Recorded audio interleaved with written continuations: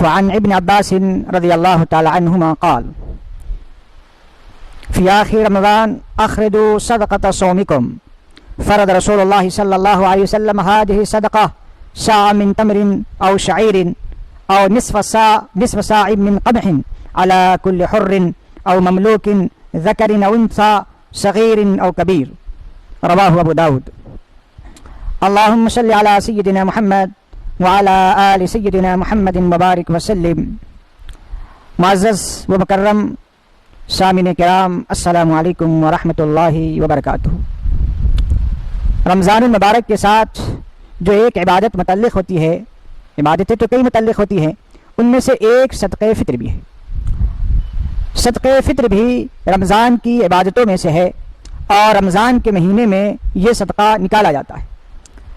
سیدنا حضرت عبداللہ بن عباس رضی اللہ تعالیٰ عنہما رمضان کے آخر دنوں میں، آخر عشرے میں خطبہ دیتے وقت فرمایا کہ اپنے روزے کا صدقہ نکالو، اور پھر فرمایا کہ رسول اللہ صلی اللہ علیہ وسلم نے صدقہ فطر کو اس امت کے لیے ضروری قرار دیا. دوسری روایت میں رسول اللہ صلی اللہ علیہ وسلم کا ارشاد گرامی ہے کہ زکوٰۃ الفطر، یہ صدقہ فطر، یہ روزے کے پاکی کا ذریعہ ہے. لغو اور رفس یعنی بیکار اور فضول باتیں جو روزے کی حالت میں نہیں کرنی چاہیے تھی، کسی نے کر لیا تو یہ صدقہ فطر اس کی طرف سے کفارہ ہو جائے گا. وطعمۃ للمساکین، اور غریب اور مسکین کے لیے ایک کھانے کا اور عید کی خوشیوں میں شریک کرنے کا ذریعہ ہے.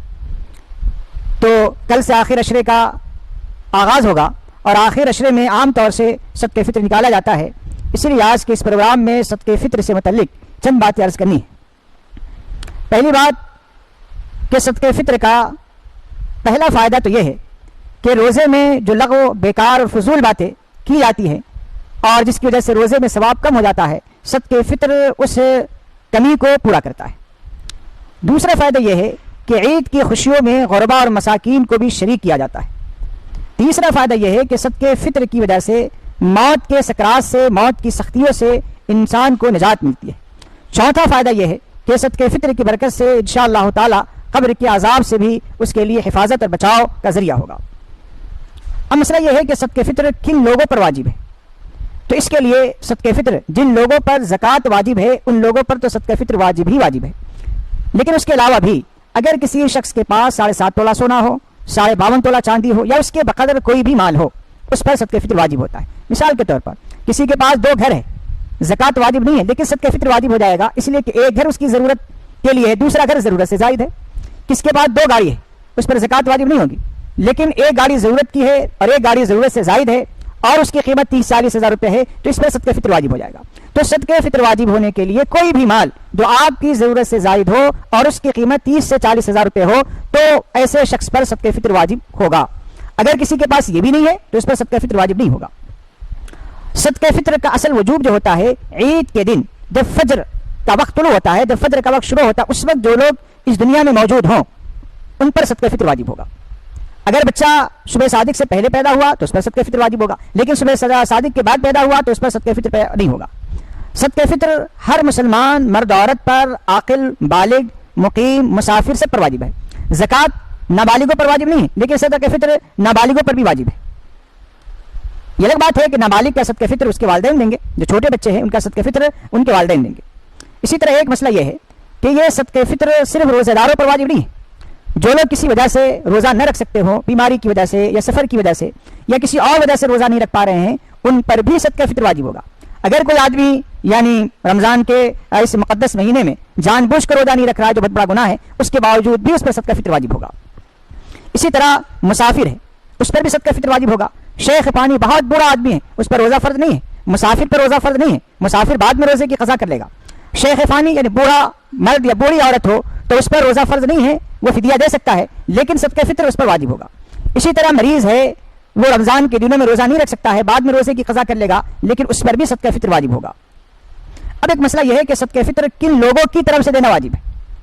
تو جس پر انسان کو کامل ولایت حاصل ہو اور وہ اس کے زیر پرورش ہو، جیسے کہ چھوٹے بچے ہیں تو چھوٹے بچے پر باپ کی مکمل ولایت حاصل ہوتی ہے اور باپ کے وہ زیر پرورش بھی ہوتے ہیں، لہذا چھوٹے بچے یا بچیوں کا صدقہ فطر باپ پر دینا ضروری ہوتا ہے. بیوی پر شوہر کو مکمل ولایت حاصل نہیں ہوتی ہے، یہ الگ بات ہے کہ اس کی پرورش میں ہوتا ہے، وہ خرچہ دیتا ہے. بیوی کا صدقہ فطر شوہر پر واجب نہیں ہے. اگر بیوی کے پاس کچھ خود مال ہے تو اپنے مال سے صدقہ فطر دینے کی کوشش کرے، ورنہ ہندوستان میں عام طور سے میاں بیوی کے مفادات یکساں ہوتے ہیں اور عام طور سے شوہر بیوی کی مکمل کفالت کرتا ہے اور صدقہ فطر بھی دیتا ہے، زکوٰۃ بھی دیتا ہے. تو بہتر ہے اگر شوہر بیوی کی طرف سے صدقہ فطر دے دے، بہت اچھی بات ہے. یہ الگ بات ہے کہ شرعاً اس پر واجب نہیں ہے. شرعاً واجب نہیں ہے کا مطلب یہ ہے کہ اگر شوہر نے نہیں دیا تو بعض پرس شوہر سے نہیں بلکہ بیوی سے کی جائے گی، یعنی قیامت کے دن اللہ تبارک و تعالیٰ کے پاس. اسی طرح حدیث میں یہ ہے کہ غلاموں کا صدقہ فطر آقا دے گا. اس زمانے میں غلامی کا رواج ختم ہو گیا. گھروں میں جو کام کرنے والی خادمائیں ہوتی ہیں، وہ نوکرانیاں ہوتی ہیں، وہ غلام نہیں ہوتی ہیں، وہ ایک خادم ہوتی ہے، وہ آزاد ہوتی ہیں. وہ خود اگر وہ صاحب نصاب ہو تو وہ اپنا صدقہ فطر ادا کریں گی. مالک کے اوپر یا گھر والوں کے اوپر ان کا صدقہ فطر دینا ضروری نہیں ہے. صدقہ فطر دینا واجب ہوتا ہے وہ ہے عید، یعنی صبح صادق کے بعد عید کے دن صبح صادق ہونے کے بعد صدقہ فطر دینا ضروری ہوتا ہے. لیکن وقت سے پہلے بھی صدقہ فطر دے سکتے ہیں. رمضان کے کسی دن بھی دے سکتے ہیں، آخر عشرے میں دے سکتے ہیں. سیدنا حضرت عبداللہ بن عمر رضی اللہ تعالیٰ فرماتے ہیں کان یعطون قبل الفطر بیوم او یومین، کہ عام طور سے صحابہ کرام عید سے ایک دن یا 2 دن پہلے صدقہ فطر دیا کرتے تھے. بہر صورت آپ رمضان کے کسی تاریخ کو آپ صدقہ فطر دینا چاہیں تو دے سکتے ہیں. ایک مسئلہ یہ ہے کہ عید الفطر کے گزرنے کے بعد صدقہ فطر ساقط نہیں ہوگا، لیکن بعض علماء کے نزدیک عید کے گزرنے کے باوجود صدقہ فطر نہیں دیا گیا تو یہ ناجائز و حرام عمل ہے، یعنی اس سے انسان کو بچنا چاہیے اور صدقہ فطر کو عید کے دن کم سے کم آخری جو وقت ہے وہ عید کے دن دے ہی دینا چاہیے.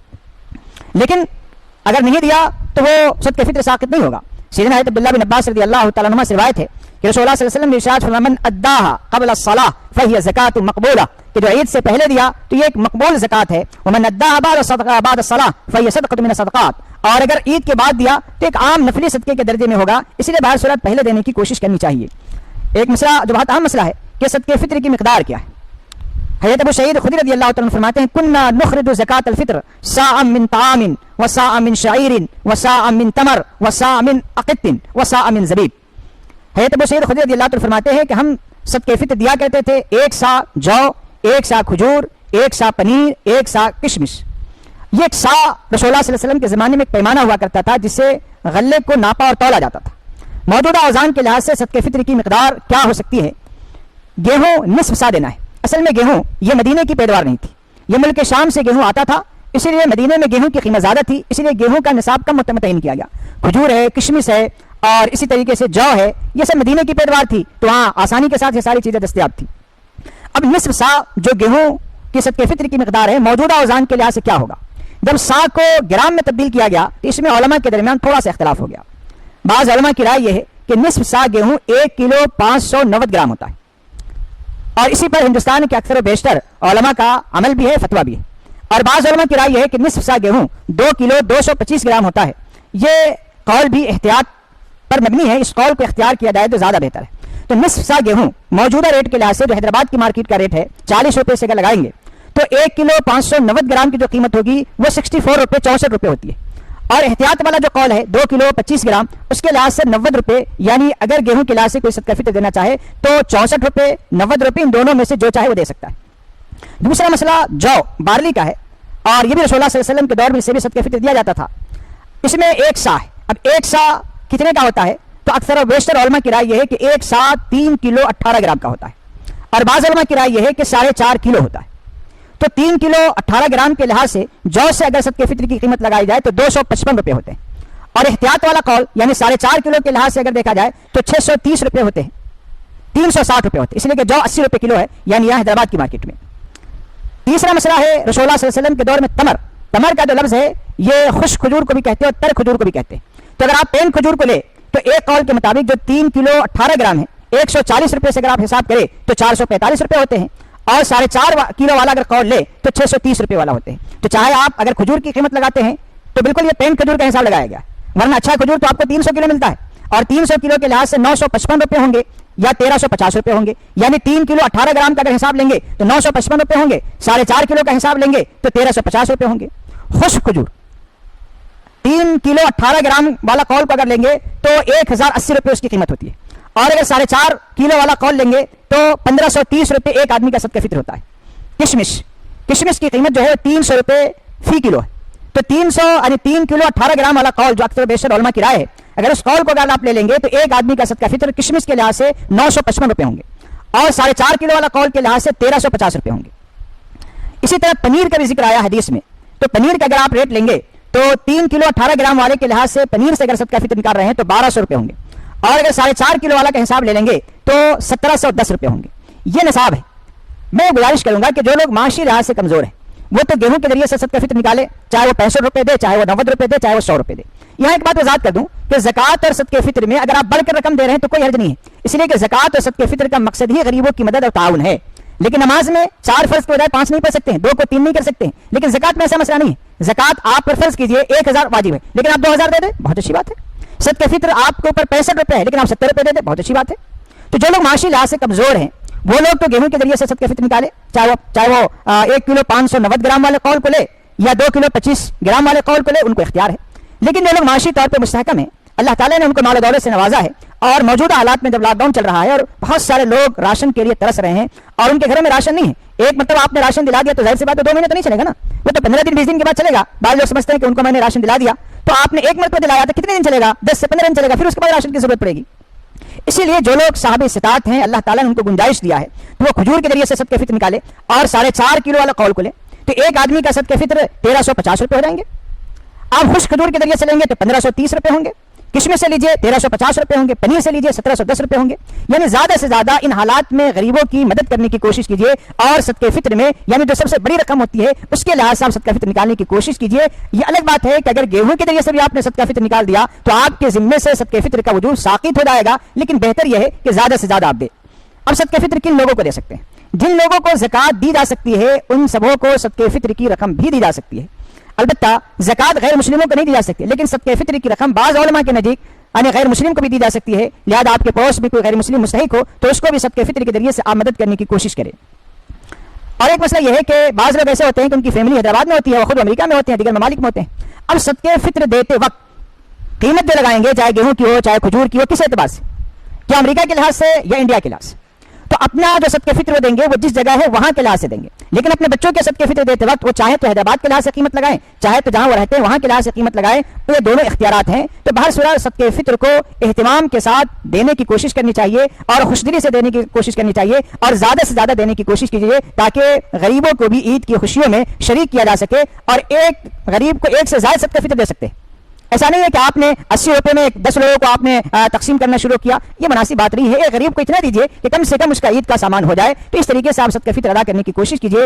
آخر میں ایک بات اور ایک گزارش ہے، وہ یہ ہے کہ لاک ڈاؤن چل رہا ہے اور ممکن ہے بلکہ بہت سارے اسٹیٹ نے تو اعلان کر دیا ہے کہ لاک ڈاؤن عید کے بعد تک چلے گا. اب سب سے بڑا مسئلہ ہم مسلمانوں کے لیے ہے کہ وہ عید کی نماز کا کیا کریں گے.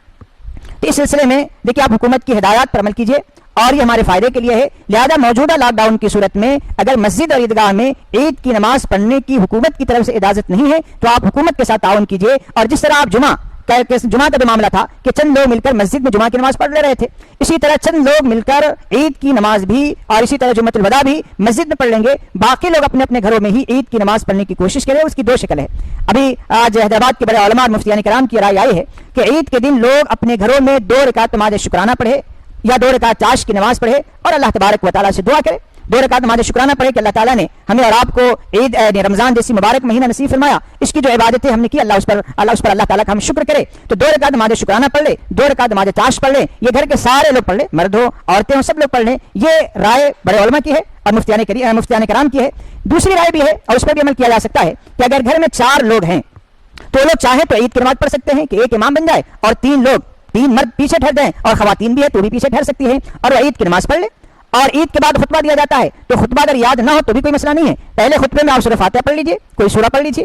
دوسرے خطبے میں درود شریف پڑھ لیجیے، ربنا آتنا فی الدنیا حسنۃ وفی الآخرۃ حسنۃ وقنا عذاب النار پڑھ لیجیے. اس طریقے سے آپ چاہیں تو عید کی نماز بھی گھروں میں پڑھ سکتے ہیں، لیکن وہاں بھی حکومت کی ہدایات کو نظر انداز مت کیجیے. اگر آپ گھر کے ہی لوگ افراد ہیں، 4-5 لوگ ہیں تو مل کر پڑھ لیجیے. دیگر لوگ اپنے گھروں پہ جمع کرنے کی کوشش مت کیجیے. اور اسی طرح عید کے بعد گلے ملنے سے اور ہاتھ ملانے سے اپنے آپ کو بچائیے. اور یہ بھی حکومت کی ہدایات ہے، اس پر عمل کیجیے. گھروں میں رہ کر موبائل کے ذریعے سے آپ دوسروں کو مبارکباد دے دیجیے اور باضابطہ گھروں میں جا کر دوسروں سے ملنا اور ملاقات کرنا یہ نقصان دہ ثابت ہو سکتا ہے. بہرصورت آپ گھروں میں عید کی نماز ہو یا چاشت اور شکرانی کی نماز ہو پڑھیے اور اللہ تعالیٰ سے دعا کیجیے کہ اللہ تبارک و تعالیٰ ان حالات سے پوری انسانیت کو خاص طور سے امت مسلمہ کی حفاظت فرمائے. اللہ تعالیٰ سے دعا ہے کہ اللہ تعالیٰ ہم تمام مسلمانوں کو ہر قسم کی وباؤں سے بلاؤں سے محفوظ و مامون رکھے. وآخر دعوانا الحمدللہ رب العالمین.